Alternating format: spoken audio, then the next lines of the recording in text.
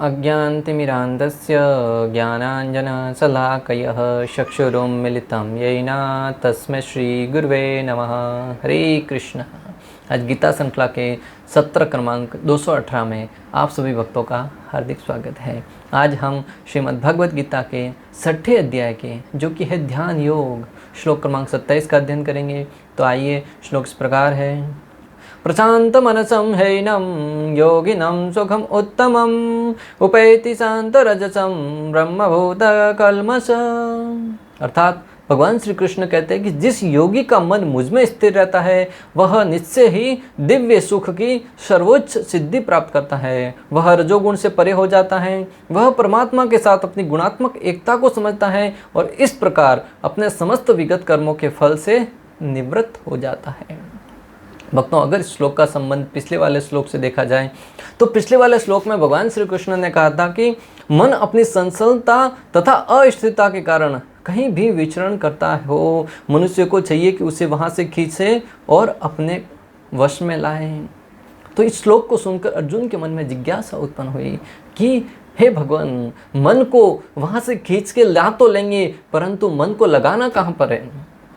कहीं तो उसको लगाना होगा, वरना तो मन खाली तो खींच के लाके उसको करेंगे क्या? कहीं तो लगाना होगा, तो हम लगाएं कहाँ पर? ये जिज्ञासा अर्जुन के मन में उत्पन्न हुई। तो उस अर्जुन की जिज्ञासा पूर्ण करते हुए भगवान श्री कृष्ण इस श्लोक में उसका निवारण करते हुए कहते हैं कि जिस योगी का मन मुझ में स्थिर रहता है, अर्थात हमें अपने मन को अनेक प्रकार की काम वासनाओं से, अनेक प्रकार की भौतिक इंद्रिय भोगों से खींच कर लाकर कहाँ लगाना है? भगवान श्री कृष्ण के श्री चरणों में। जब भगवान के श्री चरणों में उसको लगाएंगे तब भगवान कहते हैं वह निश्चय ही दिव्य सुख की सर्वोच्च सिद्धि प्राप्त करेगा। आज हम प्रत्येक व्यक्ति सुखी होना चाहता है, यहाँ वहाँ से सुख ढूंढने का प्रयास तो कर रहा है, परंतु अंततः उसे निराशा ही हाथ लगती है। ऐसा इसलिए है क्योंकि हम भगवान के चरणों को छोड़कर दूसरी जगह सुख ढूंढ रहे हैं। सुख वास्तविक है कहाँ? पिछले सत्रों में हम पढ़ चुके हैं कि सुख के स्रोत को जानना होगा कि सुख का उद्गम क्या है, सुख कहाँ से आता है, तो वहाँ से हमें भी सुख मिल पाएगा। वरना भगवान ने तो घोषणा कर दी इस जगत के बारे में कि दुखालयम अशाश्वतम। इस जगत है ये दुख और दुख का सागर है, यहाँ पर मात्र और मात्र दुख ही मिलेंगे। जैसे जहाँ पे पुस्तकें रखी होती है उसे कहते हैं पुस्तकालय, जहाँ विद्या मिलती है उसे कहते हैं विद्यालय, जहाँ पे चिकित्सा मिलती है उसे कहते हैं चिकित्सालय। इसी प्रकार इस जगत में मात्र दुख मिलते हैं, इसलिए इसको कहा गया है दुखालयम अशाश्वतम।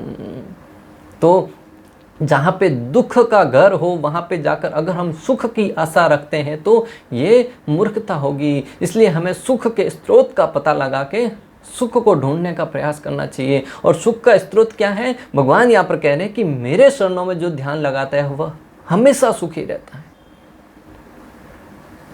वह रजोगुण से परे हो जाता है और रजोगुण से भी परे हो जाता है। एक दुख का कारण ये भी है कि हम प्रत्येक जीव है वो रजोगुण में होने के कारण यहाँ वहाँ से बहुत मेहनत करता है, गधे की माती धन कमाने के लिए, कुछ भी अर्जित करने के लिए, और उससे शायद वो सुखी होने का प्रयास करता है, परंतु रजोगुण के कारण वह व्यक्ति सुखी नहीं हो पाता। जिंदगी भर का धन कमा लेगा, पूरी दुनिया का धन कमा लेगा, उसके उपरांत भी वो सुखी नहीं हो पाएगा। आगे चल के हम पढ़ेंगे कि जो सात्विक सुख है वो कितना आनंद प्रदान करने वाला और जो राजसी सुख है वो कितना दुखदायी होता है। तो पहला शब्द है इसमें प्रशांत मनस, अर्थात जिस योगी का मन श्री कृष्ण में लगा रहता है उसको परम शांति प्राप्त होती है। जिस योगी का मन भगवान श्री कृष्ण में लगा रहता है उसको परम शांति प्राप्त होती है। और भगवान को मन लगाने का तात्पर्य क्या है भक्तों? हमें भगवान श्री हरि के नाम का स्मरण करना है। हरे कृष्णा कृष्ण कृष्ण हरे हरे, हरे राम राम राम हरे हरे।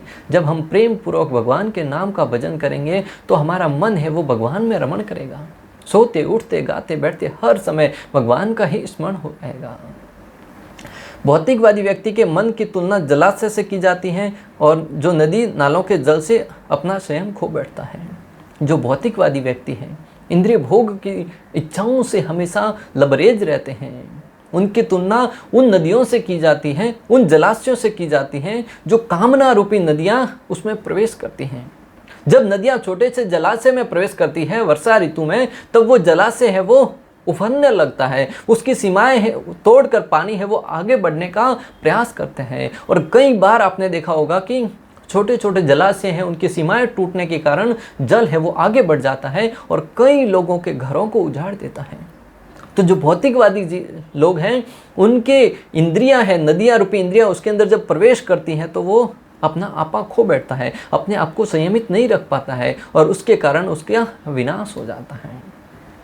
और भक्ति में स्थित व्यक्ति के मन की तुलना समुद्र से की जाती है जो हमेशा शांत रहता है। और जो भक्ति में स्थित है उसके मन की तुलना है वो समुद्र से की जाती है। समुद्र में कितनी नदियाँ प्रवेश करती हैं, अनेक नदी नाले समुद्र में जाकर ही अंत में समा जाते हैं, परंतु समुद्र का जल है वो पूर्ण रूप से शांत रहता है, अर्थात कभी अपनी सीमाओं को नहीं लांघता है। समुद्र में कितना ही जल क्यों ना आ जाए, समुद्र का जल इस तरह है वो वैसा का वैसा ही रहता है, भले जल आए या ना आए, हमेशा शांत रहता है। उसी भांति भगवत भक्त है, उसके जीवन में कितनी ही भौतिक कामनाएं क्यों ना आए, कितनी ही इंद्रिय भोग करने की लालसा क्यों ना आए, परंतु उसका मन है वो हमेशा शांत रहता है। एकमात्र कारण अपना मन भगवान में लगाने के कारण वो अपने मन को शांत रख पाता है। भगवत गीता 2.70 में भगवान श्री कृष्ण कहते हैं, तदत् कामा यम प्रवशन्ति सर्वे स शांति माप्नोति न काम कामी। जो पुरुष समुद्र में निरंतर प्रवेश करती रहने वाले नदियों के समान इच्छाओं के निरंतर प्रवाह से विचलित नहीं होता और सदैव स्थित रहता है, वही शांति प्राप्त कर सकता है। भगवान श्री कृष्ण समुद्र के दृष्टांत देते हुए भगवत गीता 2.70 में कह चुके हैं कि जो पुरुष समुद्र की भांति अनेक नदियों के प्रवेश करने के उपरांत भी, अनेक कामना रूपी इच्छाओं रूपी नदियों के अंदर प्रवेश करने के उपरांत भी जो शांत रहता है, वह सदैव स्थिर रहता है, वही शांति को प्राप्त करता है, वही शांति को प्राप्त करता है। वह नहीं जो छोटी छोटी बातों पर विचलित हो जाता है। उसने थोड़ा सा ऐसा बोल दिया, तुरंत आग बबूला हो जाता है। किसी ने मेरी तरफ देखा नहीं, तुरंत आग बबूला हो जाता है। किसी ने छोटी सी बात कह दी, तुरंत बदला लेने के भाव से उसके पीछे भागने लगता है। वो क्या जीवन में शांति को प्राप्त करेगा? अरे शांति के लिए व्यक्ति को सत्व गुण में स्थित होना पड़ता है, और सत्व गुण में स्थित होने के लिए सात्विक भोजन करना पड़ता है, सात्विक संग करना पड़ता है। वह नहीं जो ऐसी इच्छाओं को तुष्ट करने की चेष्टा करता है। जो वह व्यक्ति प्रसन्न नहीं रह पाएगा जो उन इच्छाओं को तुष्ट करना अर्थात इंद्रिय भोग की कामनाओं को तुष्ट करने के लिए हमेशा लालायित रहेगा। जब तक मनुष्य शरीर है तब तक इंद्रिय तृप्ति के लिए शरीर की मांगे बनी रहेगी। जब तक ये मनुष्य शरीर है, ये देह है, पंचभूत से बना हुआ ये देह है, तब तक प्रत्येक जीव के अंदर अनेक प्रकार की कामनाएं है वो बनी रहेगी, इंद्रिय भोग करने की इच्छाएं हैं वो रहेगी। आप कुछ भी करके उसमें से हटा नहीं सकते। बड़े बड़े योगियों के अंदर भी वो विद्यमान रहती हैं और छोटे से छोटे साधारण व्यक्ति के अंदर भी विद्यमान रहती हैं। किंतु भक्त अपनी पूर्णता के कारण ऐसी इच्छाओं से विचलित नहीं होता। इच्छाएं दोनों में होती है, भक्त में भी होती है, अभक्त में भी होती है, परंतु जो भक्त है वो उन इच्छाओं से विचलित नहीं होता, क्योंकि अपना मन है वो श्री कृष्ण के शरणों में लगा चुका होता है। और दूसरी तरफ जो भौतिकवादी व्यक्ति है वो उन इच्छाओं से आप्लावित होकर अपने जीवन का सर्वनाश कर देता है। भगवान श्री कृष्ण भगवद गीता 2.62 और 63 में इसका वर्णन कर चुके हैं। ध्यायतो विषयान् पुंसा संगस्तेषु उपजायते, संगत संजायते कामा, कामात् क्रोधो विजायते, क्रोधात् भवति सम्मोहः, सम्मोहात् स्मृति विभ्रमः, स्मृति भ्रमसात् बुद्धिनाशो, बुद्धिनाशात् प्रणश्यति। ये एक श्रृंखला है कि किस प्रकार मन में अनेक प्रकार की इच्छाएं व्याप्त होती हैं और उन इच्छाओं को पूर्ण करते करते व्यक्ति का पतन हो जाता है, पुनः एक बार इस भव सागर में गिर पड़ता है, जन्म मृत्यु जरा व्याधि के चक्र में वो वापिस गिर जाता है। इसलिए व्यक्ति को चाहिए कि अपने मन को नियंत्रित करके श्री कृष्ण के शरणों की सेवा में लगाए। उस अवस्था में वो अपनी इस बद्ध अवस्था से मुक्त हो सकता है। कृष्ण भावना भावित व्यक्ति को किसी वस्तु की आवश्यकता नहीं होती, क्योंकि भगवान उसकी सारी आवश्यकताएं पूरी करते रहते हैं। जो कृष्ण भावना भावित व्यक्ति होता है उसे किसी भी वस्तु की आवश्यकता नहीं होती, वो हमेशा संतुष्ट रहता है। क्यों? क्योंकि पूर्ण रूप से भगवान पर आश्रित रहता है, भगवान उसकी सारी आवश्यकताएं पूर्ण करते हैं। एक वृद्ध महिला का दृष्टांत आता है भक्तों। वृद्ध महिला थी, एक गांव के छोटे से कोने में एक अपनी झोंपड़ी बनाकर, कुटिया बनाकर रहती थी। उसके निकट एक नास्तिक व्यक्ति रहता था। वो वृद्ध महिला है, वो प्रतिदिन भगवान श्री रामचंद्र के नाम का भजन करती थी, गुणगान करती थी, भगवान की भक्ति में मग्न रहती थी और जो कुछ पाती थी यहाँ वहाँ से उस भोजन को स्वीकार करके अपना जीवन निर्वाहन करती थी। उसे अनेक प्रकार के ऐशो आराम की आवश्यकता नहीं थी। वो अपने मन को पूर्ण रूप से भगवत भक्ति में लगा चुकी थी और हमेशा प्रसन्न रहती थी, शांत रहती थी। उसकी यही आदत, उसके ये स्थिति जो उसके सामने वाला नास्तिक व्यक्ति रहता था उसको नागवान गुजरती थी। वो उससे हमेशा ईर्ष्या करता था कि मैं इतना मेहनत करता हूँ, इतना धन कमाता हूँ, इतना परिश्रम करके जो कुछ चाहिए लाता हूँ, फिर भी दुखी रहता हूँ। और उसके विपरीत ये महिला न तो कुछ कमाती है, न कुछ मेहनत करती है, सूखा सादा जो भोजन पाया उसे पाकर ही प्रसन्न रहती है। ऐसा क्यों? और हमेशा भगवान के गुणगान करती रहती है। भगवान होते कहाँ हैं? एक दिन उसने मन में ठान लिया कि इस बुढ़िया को तो मैं सबक सिखाकर ही रहूंगा। एक दिन गया बाजार जाकर बहुत सारा राशन का सामान ले आया, गेहूँ, बाजरा वगैरह वगैरह जो कुछ घर में भोजन पकाने में उपयोग आता था, सारा का सारा राशन लेके आया। उस वृद्ध महिला के दरवाजे के बाहर रखा, दरवाजे को बजाया और तुरंत सामने वाले पेड़ के पीछे जाकर छुप गया। जैसे वृद्ध महिला थी, उठते उठते देर लगी, भगवान के भजन में मस्त रहेगी। थोड़ी देर के बाद बाहर आई, दरवाजा खोल के देखा तो बाहर बहुत सारा राशन रखा हुआ देखकर बड़ी प्रसन्न हो गई। वो हर एक कार्य का श्रेय गोविंद को देती थी, भगवान को देती थी। कोई भी जीवन में घटना घटती थी उसका श्रेय भगवान को देती थी। और जैसे ही उसने देखा सामने राशन रखा हुआ, उसने दोनों हाथ ऊपर उठाकर कहा, हे गोविंद, हे कृष्ण, हे भगवान, आप कितने महान हैं, आपने बिना मांगे ही इतना सारा राशन मुझे प्रदान कर दिया। इतना कहते ही वो नास्तिक व्यक्ति तुरंत उछलकर बाहर आया और कहने लगा, अरे वृद्ध महिला, ये राशन तुम्हारे भगवान ने नहीं भेजा है, ये तो मैं स्वयं गया था बाजार, वहां से मैं ये राशन लेके आया और तुम्हारी कुटिया के सामने रखा है। इसलिए तुम अपने भगवान को भूल जाओ, कर्म करना ही पूजा है, भगवान वगैरह कुछ नहीं होता। ये धन मैंने तुम्हारे सामने सारा का सारा राशन रखा है।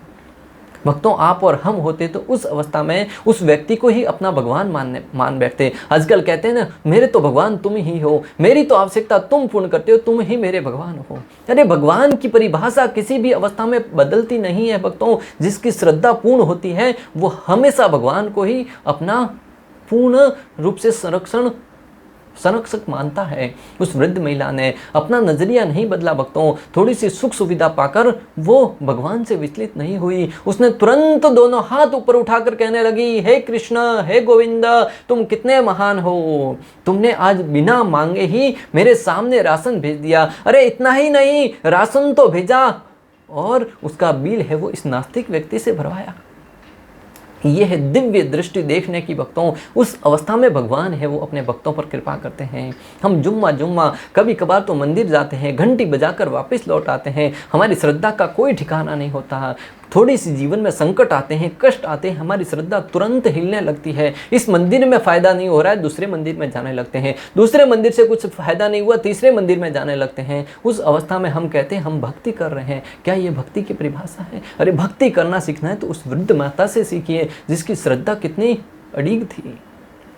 भगवद गीता 9.22 में भगवान श्री कृष्ण इसकी घोषणा करते हुए कहते हैं कि किस प्रकार वो अपने भक्तों को उसकी आवश्यकता पूर्ण करते हैं। अन्याय चिन्तयन्तो मां ये जना पर्युपासते तेषां नित्य अभियुक्तानां योगक्षेमं वहाम्यहम्। भगवान श्री कृष्ण कहते हैं, किंतु जो लोग अनन्य भाव से मेरे दिव्य स्वरूप का ध्यान करते हुए निरंतर मेरी पूजा करते हैं, उनकी जो आवश्यकता होती है उन्हें मैं पूरा करता हूँ और जो कुछ उनके पास है उनकी रक्षा करता हूँ। भक्तों, भगवान कितना आश्वासन दे रहे हैं।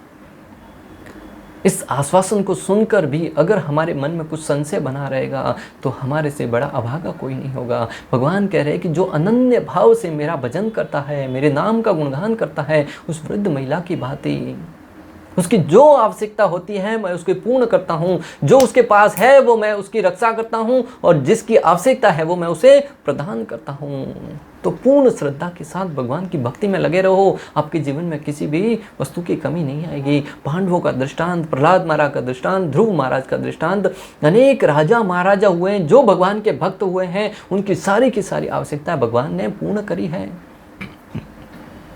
कृष्ण भावना भावित व्यक्ति के पास सागर में गिरने वाली नदियों के समान इच्छाएं आ सकती हैं, किंतु वह अपने कार्य में स्थिर रहता है।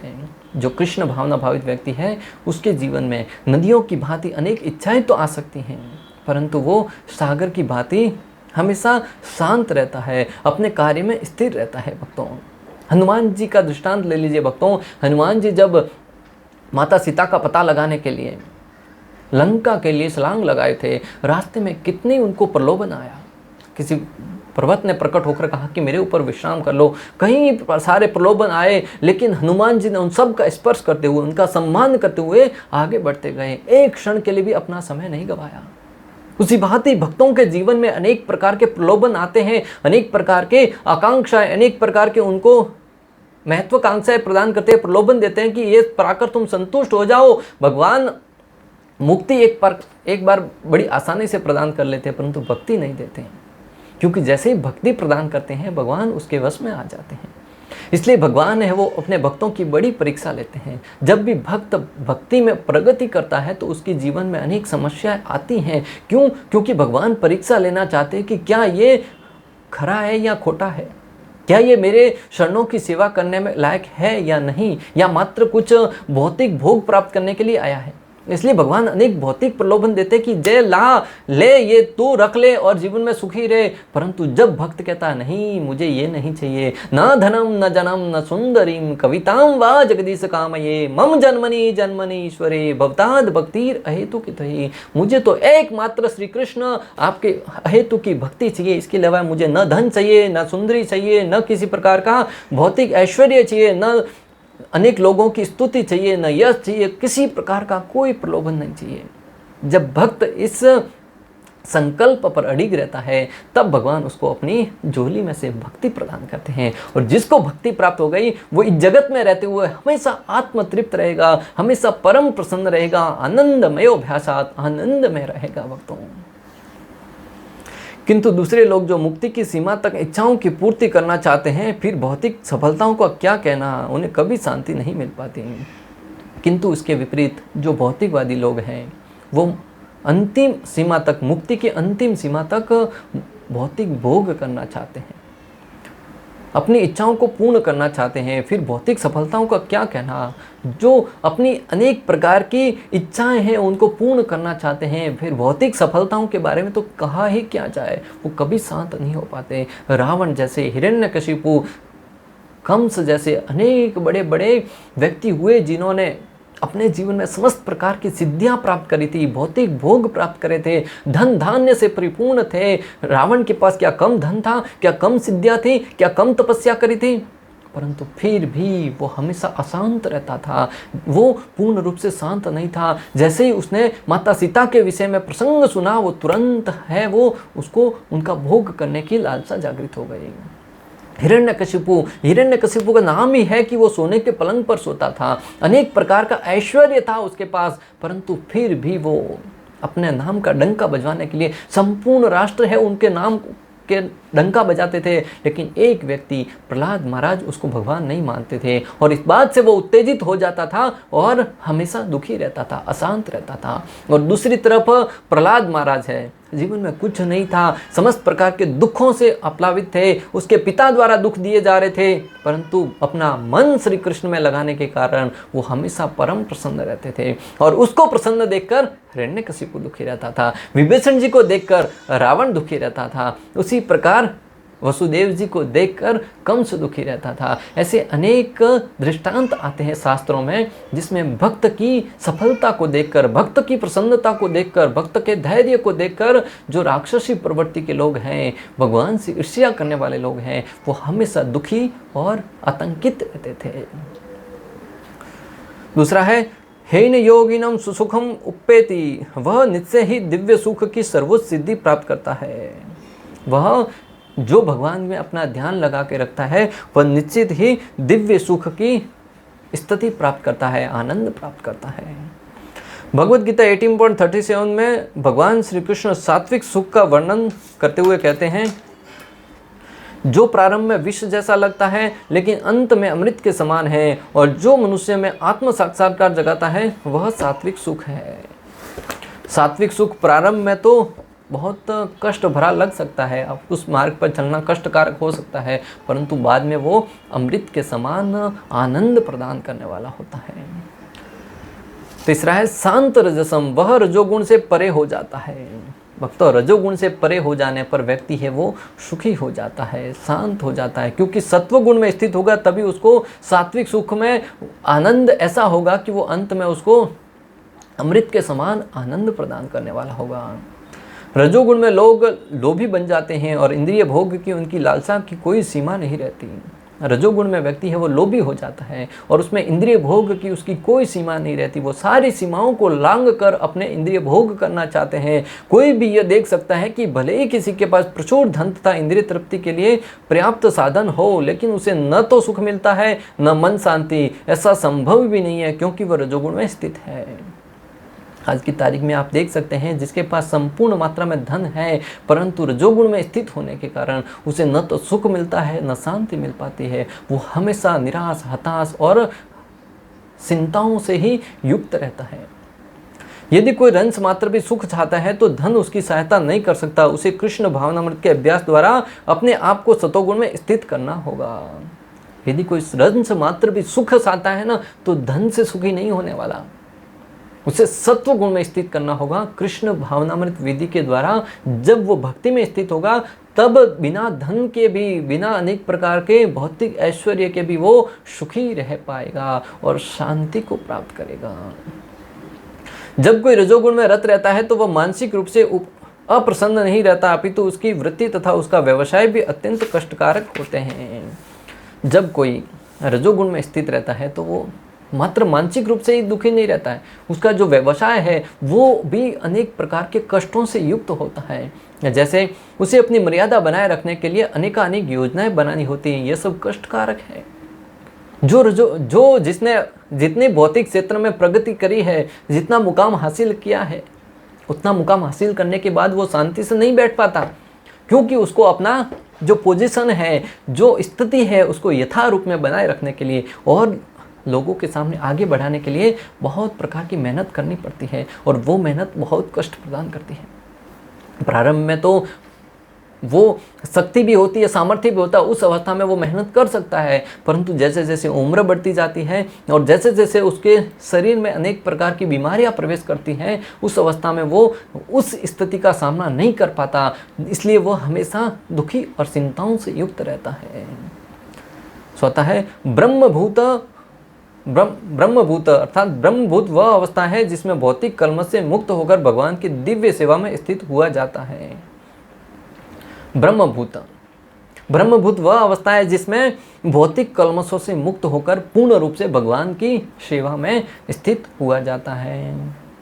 जब तक मनुष्य का मन भगवान के शरण कमलों में स्थित नहीं हो जाता, तब तक कोई ब्रह्म रूप में नहीं रह सकता। जब तक व्यक्ति का मन है वो भगवान के श्री चरणों में स्थित नहीं हो पाता श्री कृष्ण की सेवा के द्वारा, तब तक कोई ब्रह्मभूत अवस्था को प्राप्त नहीं कर सकता। तो यहाँ पे सीधा सीधा यूँ समझा जाए कि जब कोई व्यक्ति भगवान श्री कृष्ण के चरणों की सेवा में संलग्न हो जाता है, ये न के न प्रकारेण, तब वो ब्रह्मभूत अवस्था प्राप्त करने के रास्ते में अपना पाँव आगे बढ़ा चुका होता है।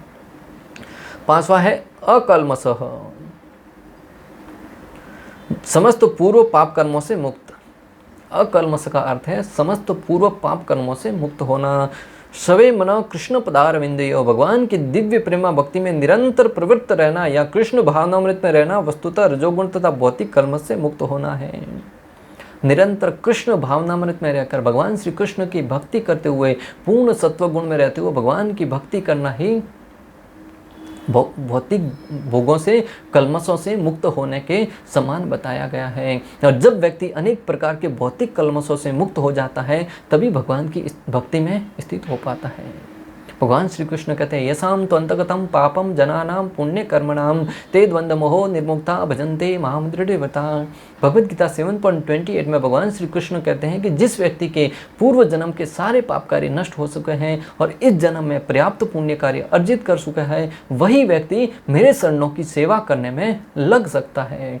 वरना आज अनेक लोग हैं, परंतु कुछ गिने सुने ही भगवान की भक्ति कर पाते हैं, जिन्होंने अपने पाप कार्यों को नष्ट कर दिया है या भगवान के भक्तों के अहेतु की कृपा से भक्ति प्राप्त किया है और उसे श्रद्धा पूर्वक पूर्ण प्रामाणिकता के साथ उनकी सेवा में लगा हुआ है, वह व्यक्ति कृष्ण भक्ति प्राप्त कर सकता है।